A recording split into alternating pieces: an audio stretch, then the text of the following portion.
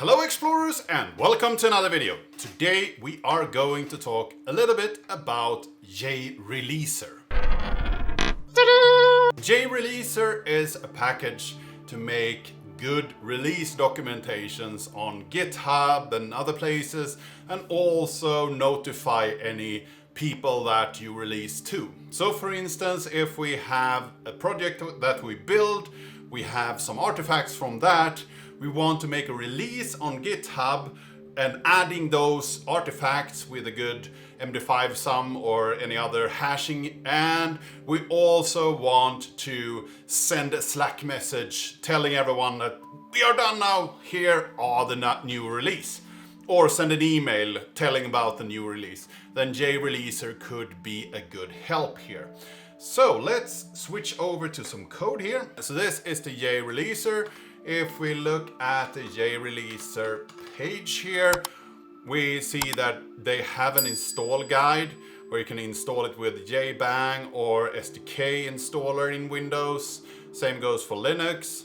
And you also have packages for Apache Maven. And as I use Maven a lot and like that, I would like to look into the functionality of this. And here they say that you should use the exec Maven plugin and the app assembler Maven plugin and then Maven assembly plugin, and set those up, and they have a little bit of an example here. I will show that in my code, and then you can add the JReleaser. If we look at my code example here, where I have taken their example and added to it, then we have first off the setup up here. You have a version code here. I will update that because we will do a new release here. So 9. And then we have a JReleaser example. We have some properties, the normal where you set the encoding and so on. But we also have the app distribution directory down here and the app main class. And those are used later. I set up an SEM. It's not used in this specific case here. It will be used by the release plugin later on.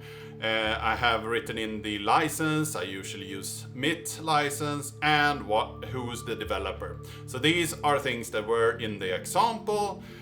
In the build tag here, we have a couple of different plugins.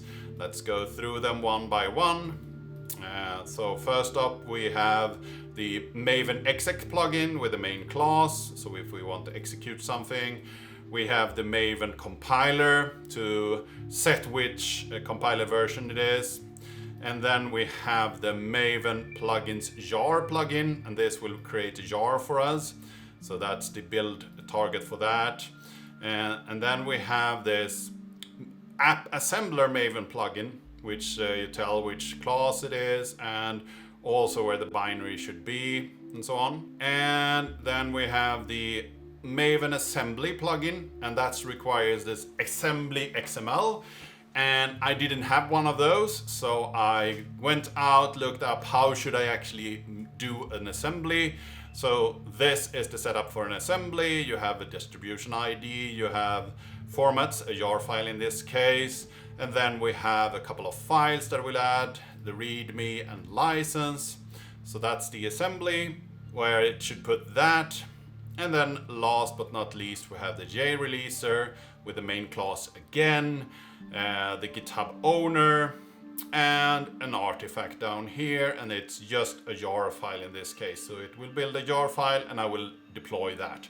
And as I have a GitHub owner up here, I need to create a file inside of the .jreleaser. So we can look into that as well. So if I go over to my my own users directory here, there is a .jreleaser, and in that .jreleaser we have a config properties, and in that config properties needs to have the JReleaser GitHub token. So you need to go to your GitHub page and create a token that could be valid here. And you just create a properties file where you put the JReleaser GitHub token. There is a great guide on how to set up a GitHub token. So if we look at this page here, creating a personal access token, you go to settings, you go to developer settings, personal access token, generate a new token, you give it a note, an expiration date, and then you say that you want the repo. Only the first one here is actually important. So repo with repo status, deployment, and public repo, and then generate a token, and you will get a value that you can copy in and set as your token in JReleaser.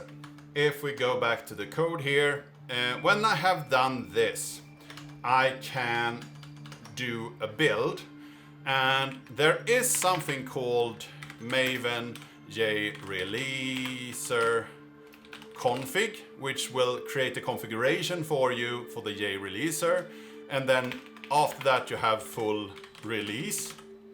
But none of these commands will work if the current package or the current thing that you want to release is actually available to you.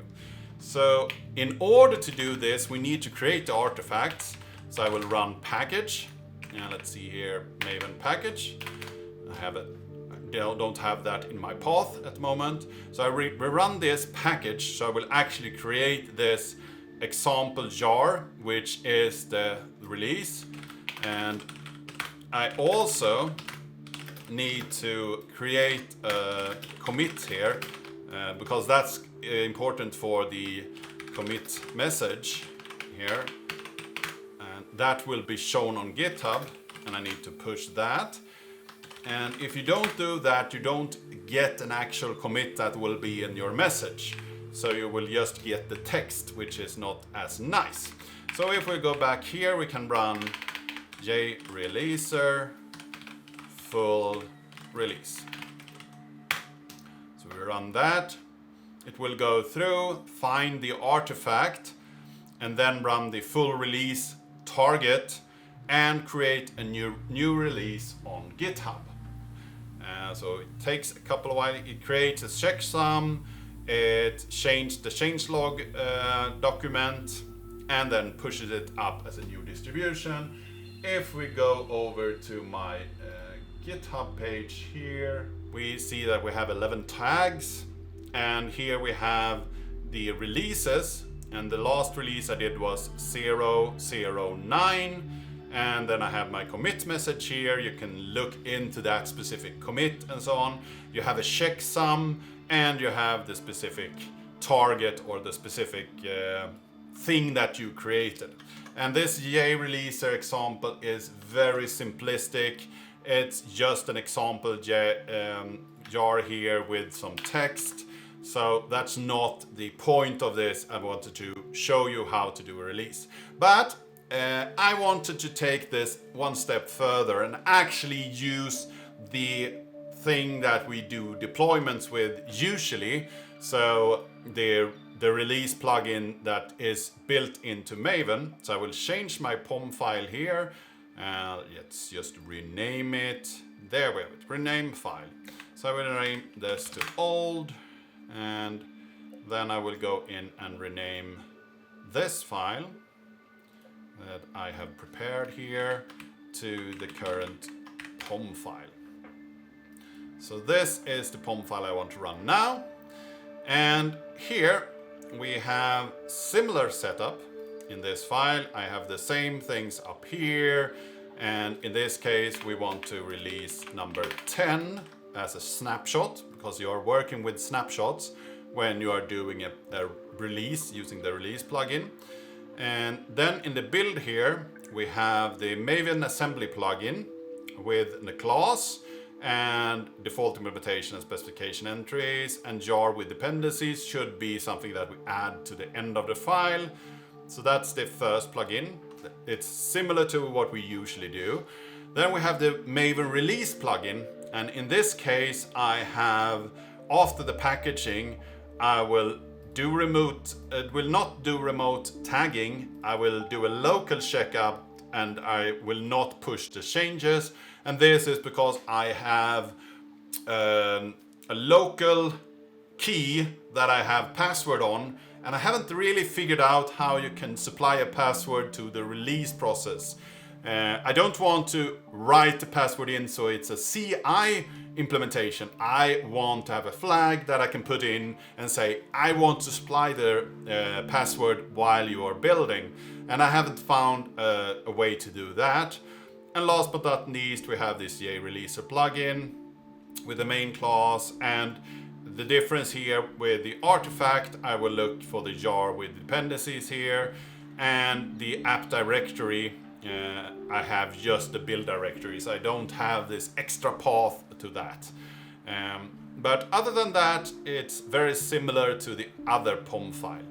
So if we switch over to our command prompt here again, we can do a release prepare, and that will prepare our release. It will ask us some questions, as we usually do when we do release. First off, it will tell me, okay, you do have changes that you haven't saved here, so you need to actually add all those changes. So I will add the POM, git add source, git commit. So that's the great thing with the release plugin, that it actually tells you you need to do these steps before you can actually do a release. Before using release plugin, and then we will do a prepare again and see if that works. It should work now. It tells me, do you want to do the release of 10? Yeah, I will do that. We will create a new release target, a new snapshot for you, which we will call 11. That's just fine, do that. And then it will create the release for you. And in this case, if you're running it with the full functionality with external, it will create tags for you online, and it will also pull the code from the tag. When you type perform, it will take that tag down and do a checkout of that in order to build the specific code that you have tagged. So you know that every time you release something with a specific version, that's the code that is inside of it. In this case, we will do everything local and not push anything, so it will not be shown in the external repository until we push this. So I will do a manual push of this repository in order to get those changes with it as well. So I will do a manual push here of that. I will also do a manual push of tags. So I have that, all the tags available online, and it reacted some of the other tags because they are already available up there. And then we will go to the POM file again. And this is the little bit of an annoying thing here. If I want to use the release plugin, I need to have the correct version up here. So I said I want to do a release of 10 because that was what I just did. Probably if I want, I could change this down here in some way, but I'm not really sure that that will work because you haven't told anything else up here what the release should be. So I think it will look at the version anyway. But if we go down here and do a full release again, JReleaser full release, it will do a release of 10, which we just did a release with the release plugin, but now it will create the release tag, the release documentation, and everything on GitHub. So if we switch over to GitHub here and reload, we will have the release 10 here. It will have the documentation that we did use the release plugin. We prepared for the next development iteration, and we were prepared for the release of 10. And we also have the commit where we changed over to use that plugin. We see that we have the artifact here with jar with dependencies. So everything that we built locally will be in this package. It will take all the dependencies that are required for the program to run and put them in there, which is a great thing with the release plugin. But we get the Shah Hasham here as well. So having these two plugins in tandem so they can work together is a good thing. Sadly, I would like it to be one flow where it uses the correct release version and pushes it up, and perhaps you will not have these extra information here, just the commits that is actually in the release.